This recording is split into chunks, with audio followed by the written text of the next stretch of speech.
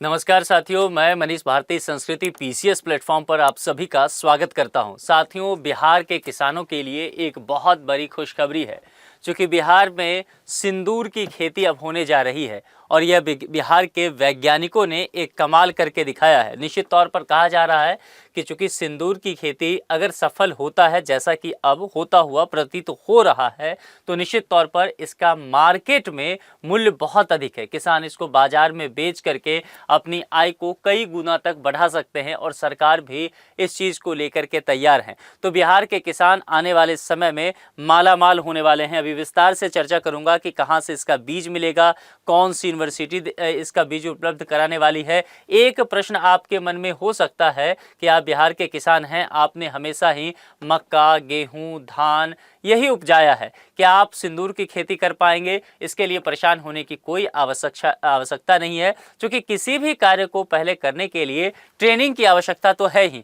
और यहाँ पर सरकार यह व्यवस्था भी कर रही है कि बिहार के किसानों को सिंदूर की खेती करने के लिए कैसे प्रशिक्षण दिया जाए। तमाम चीज़ों पर विस्तार से चर्चा करेंगे। यहाँ आपके लिए पहले एक ऑफर है, उसको समझ लेते हैं। रिपब्लिक डे के अवसर पर संस्कृति आईएएस के द्वारा आपको शानदार मौका दिया जा रहा है। कई कोर्सेज में छूट दी जा रही है। ध्यान देना है कि यह ऑफर 28 जनवरी 2026 तक ही वैलिड है। ऑफलाइन क्लासरूम कोर्सेज की बात करेंगे तो 20% आपको एक्स्ट्रा डिस्काउंट इसमें देखने को मिलेगा, और ऑनलाइन लाइव कोर्सेज की बात करेंगे तो 75% डिस्काउंट तो है ही, 10% एक्स्ट्रा मिलेगा आपको। इन तमाम चीज़ों की जानकारी के लिए कॉन्टैक्ट नंबर और संस्कृति आईएएस की वेबसाइट दिए गए हैं, इस पर विजिट कर सकते हैं। यह सुविधा दिल्ली और प्रयागराज संस्कृति आईएएस के दोनों ही केंद्रों पर उपलब्ध है। बिहार में वैज्ञानिकों का कमाल, सिंदूर की खेती से किसान होंगे मालामाल। सबसे महत्वपूर्ण समस्या जो हुआ करता था वह बीज का था, वह बीज की समस्या खत्म होती हुई नजर आ रही है।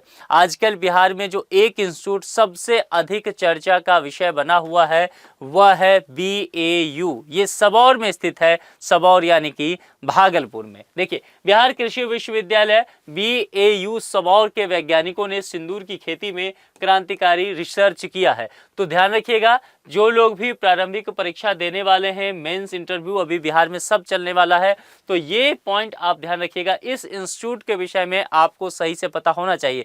साथियों, जैसे मखाना को जो GI टैग मिला 2022 में, उसके लिए भी काम किसने किया था?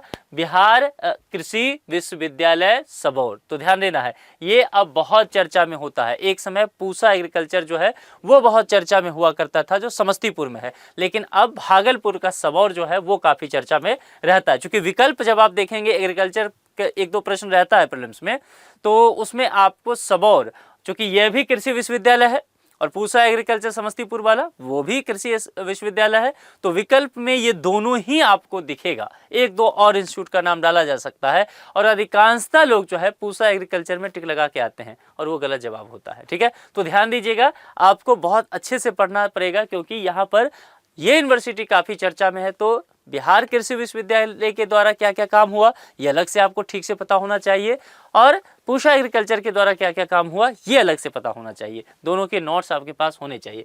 फिलहाल जो हम सिंदूर की खेती की बात कर रहे हैं, इसका क्रेडिट बिहार कृषि विश्वविद्यालय सबौर को जाता है।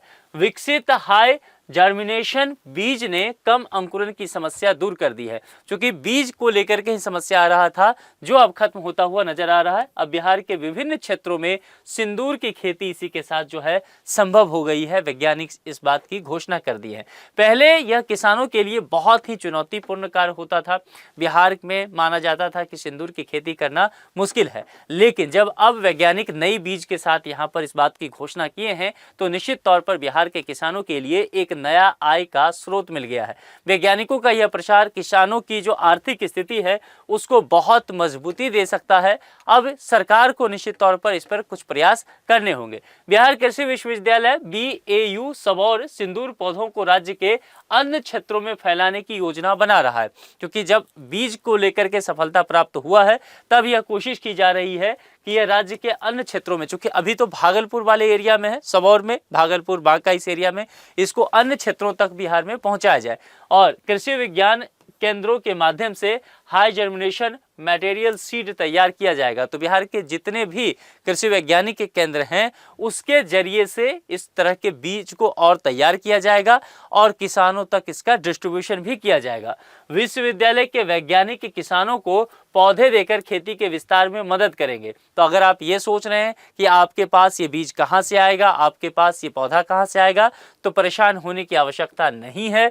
बिहार कृषि विश्वविद्यालय के द्वारा ही किसानों तक बीज और पौधे पहुंचाए जाएंगे। इससे किसानों की आय में निश्चित तौर पर उल्लेखनीय वृद्धि होगा और पौधे के विकास के बाद भी वैज्ञानिक आपका मार्गदर्शन करते रहेंगे, आपके संपर्क में रहेंगे। क्योंकि पहले क्या होता था, इससे पहले पौधे फलन के पूर्व ही गिर जाया करते थे, यानी कि बीज की समस्या थी या बहुत सारे पौधे जो थे वो सूख जाया करते थे। इस वजह से किसान सिंदूर की खेती करने से परहेज करते थे। उनको लगता था कि बिहार में सिंदूर की खेती ही संभव नहीं है। लेकिन जब अब यहाँ पर सबौर के द्वारा ये करके दिखाया गया है और बीज और पौधे डिस्ट्रीब्यूट करने की भी बात की गई है, तो बिहार में वैज्ञानिकों के बीच और किसानों के बीच एक नई तरह की खुशी है कि हम एक नई खेती कर सकते हैं जिसका मार्केट में बहुत अधिक डिमांड है। काफ़ी महंगा है सिंदूर। तो इस वजह से जो परंपरागत खेती बिहार के लोग करते आए हैं, धान गेहूं मक्का उपजाते आए हैं, तो यहाँ पर नकदी फसल करते हैं तो उससे उनकी आमदनी अचानक से बहुत बढ़ेगा। अब नई तकनीक से 1000 से अधिक स्वस्थ पौधे तैयार हो चुके हैं, यह किया भी जा चुका है। यह खोज किसानों की आय बढ़ाने में मील का पत्थर साबित होगा। वैज्ञानिकों की टीम ने कुलपति प्रोफेसर दुनियाराम सिंह, ये जो है बिहार एग्रीकल्चर यूनिवर्सिटी सबौर के वाइस चांसलर हैं, ठीक है, इनके निर्देश पर लंबे समय तक यह रिसर्च किया और जो है इस रिसर्च करने में सफलता भी हासिल कर ली। तो सिंदूर की खेती जो है ना, एक तरह से व्यावसायिक कृषि है। जैसे मैंने पहले भी कहा, बिहार के लोग लंबे समय से क्या करते हैं, सिर्फ पारंपरिक खेती करते नजर आते हैं, यानी कि जिसको आप जीवन निर्वाह कृषि कहते हैं कि धान उपजा लिया, गेहूं उपजा लिया, मक्का की उपज हो गई, गन्ना हो गया थोड़ा बहुत। चूंकि बिहार में बहुत गन्ना भी नहीं होता है, हालांकि पिछले कुछ समय से स्थिति थोड़ा सा गन्ने की खेती में सुधार देखने को मिला है, लेकिन अभी भी कहा जा रहा है कि चूंकि चीनी मिल ही बहुत सारे नहीं है, जब चीनी मिल की बात की जा रही है कि ढेर सारे चीनी मिल विभिन्न क्षेत्रों में खोले जाएंगे, तब निश्चित तौर पर हम गन्ने की खेती पर ज़्यादा जोर देते हुए नजर आएंगे। अभी जो पारंपरिक खेती है वहीं तक सिमट के रह जाता है, वो भी बाढ़ सूखा के चपेट में। तो उससे बिहार बाहर निकलेगा, तभी तो किसानों की आर्थिक आय जो है या जो समृद्धि कह सकते हैं उसके परिवार की, वो बढ़ेगी। तो इस तरह के नगदी फसल की बहुत आवश्यकता है और सिंदूर की खेती बहुत ही लाभकारी व्यवसाय पहले से भी रहा है, जहाँ भी होता रहा है, और इसका फायदा अब बिहार के किसानों को भी मिलने जा रहा है। बिहार एग्रीकल्चर यूनिवर्सिटी के कुलपति प्रोफेसर दुनियाराम सिंह ने कहा है कि BAU सबौर के वैज्ञानिक सिंदूर एवं फूड कलर उत्पादन पर पूर्ण रूप से कार्यरत हैं। राज्य को आयात पर निर्भरता से मुक्त करने की योजना तेजी से आगे बढ़ रही है। कहने का तात्पर्य, अगर सिंदूर की खेती बिहार में नहीं हो रहा है, लेकिन सिंदूर का इस्तेमाल विभिन्न धार्मिक कार्यों में, सांस्कृतिक कार्यों में, बहुत सारे जो महिलाएं हैं वो प्रतिदिन श्रृंगार में, ये सब में तो करते ही हैं, तो जाहिर सी बात है सिंदूर का डिमांड तो है। तो अगर सिंदूर का डिमांड है और राज्य में उत्पादन नहीं हो रहा है, तो जिस राज्य में उत्पादन होगा वहां से क्या करना पड़ेगा, खरीदना पड़ेगा, यानी कि आयात करना पड़ेगा। और अगर आयात करते हैं तो बिहार सरकार का जो राज्य का खजाना है उससे पैसा उस राज्य को चुकाना पड़ेगा, या कहीं से बाहर से मंगाते हैं। तो कुल मिलाकर के जो एक आर्थिक स्थिति जो बिहार का एक दयनीय हो जाता था, इस वजह से वहाँ कुछ ना कुछ कमी देखने को मिलेगा, यानी कि आयात निर्भरता इस पे घटेगी। वैज्ञानिकों ने सिंदूर के हर पहलू पर शोध शुरू कर दिया है। तैयार पौधों को किसानों में वितरित कर क्षेत्रीय विस्तार किया जा रहा है, क्योंकि बहुत सारे ऐसे पौधे हैं जिसको सफलतापूर्वक तैयार कर लिया गया है। अब है कि उसको डिस्ट्रीब्यूट किया जाए और ताकि यहां पर अधिक से अधिक किसानों को इसका लाभ हो सके और किसानों के लिए खेती का एक नया विकल्प हो सके। क्योंकि अभी तक ये होता रहा है कि बिहार के किसानों के लिए ना वही पारंपरिक खेती की ही एक विकल्प रहा है कि आप धान गेहूं मक्का करते रहिए, इतना ही से आपका काम चलेगा। लेकिन अब जब आप सिंदूर की खेती की बात करते हैं तो ये बिल्कुल एक नए तरह की खेती है। तो पहले मैंने कहा कि इसके लिए प्रशिक्षण भी आपको बिहार कृषि विश्वविद्यालय के द्वारा दिया जाएगा, बीज भी दिया जाएगा, पौधे भी डिस्ट्रीब्यूट किए जाएंगे।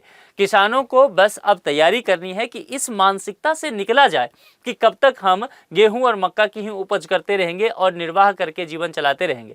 अगर आमदनी बढ़ानी है तो नए चीज़ों को सीखना भी पड़ेगा, थोड़ा रिस्क लेना पड़ेगा, कुछ नए ट्राई करने पड़ेंगे। और आजकल जो युवा पढ़े लिखे हैं जो खेती में आ रहे हैं, खेती को एक अपने व्यवसाय के तौर पर आप देख रहे हैं, उनके लिए ये खबर बहुत अच्छी है। तो आप अपने तक भी इसको रखिए और दूसरी बात, इसको शेयर भी कीजिए। बिहार एग्रीकल्चर यूनिवर्सिटी से जुड़ करके और अधिक जानकारी लीजिए, या आप बिहार के जिस भी क्षेत्र में हैं उस क्षेत्र में कोई एग्रीकल्चर का रिसर्च सेंटर है, जैसे कि मान लीजिए दरभंगा के क्षेत्र में होंगे तो वहां पर राष्ट्रीय मखाना अनुसंधान केंद्र दरभंगा में हवाई अड्डा के पास, वहां जाकर के आप पूछ सकते हैं। आप पूसा में है समस्तीपुर के पास, तो वहां जाकर के पता कर सकते हैं। भागलपुर में, पटना में, गया में, ऐसे बहुत सारे जो है रिसर्च सेंटर हैं एग्रीकल्चर के, वहां पर जाकर के आप जानकारी लीजिए और फिर वैज्ञानिकों से समझिए और फिर दिलचस्पी दिखा के अपनी आय भी बढ़ाइए, अपने समाज में भी एक बेहतर माहौल दीजिए और कृषि के लिए एक नया विकल्प ढूंढिए। तो इस लेक्चर को शेयर भी करना है।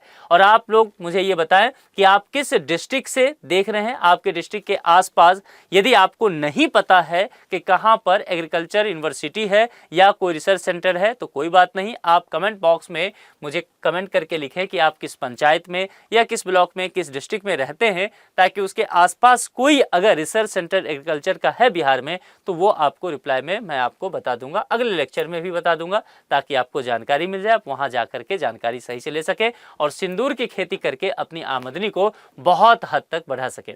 तो इसी शुभकामनाओं के साथ आज इतना ही। अपना बेहद ख्याल रखिए। जुड़ने के लिए आप सभी का बहुत बहुत शुक्रिया। और अभी तक संस्कृति पीसीएस चैनल को आपने सब्सक्राइब नहीं किया है तो सब्सक्राइब जरूर कर ले। Thank you so much.